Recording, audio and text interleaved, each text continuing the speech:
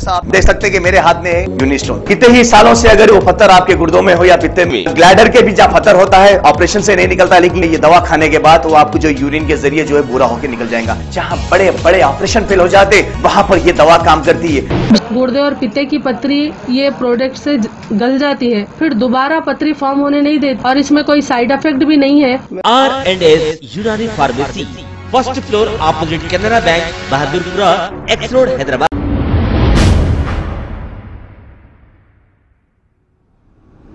अस्सलाम वालेकुम नाजरीन, मैं हूं मोहम्मद अब्दुल हकीम। आइए देखते हैं आज का ये खबरनामा। लालागुड़ा पुलिस स्टेशन हुदूद के इलाके शांति नगर में एक 42 साला राजेश नामी ऑटो ड्राइवर की कत्ल की वारदात पेश आई है।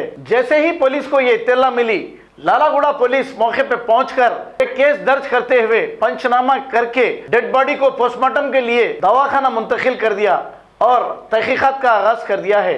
आइए देखते हैं ये रिपोर्ट।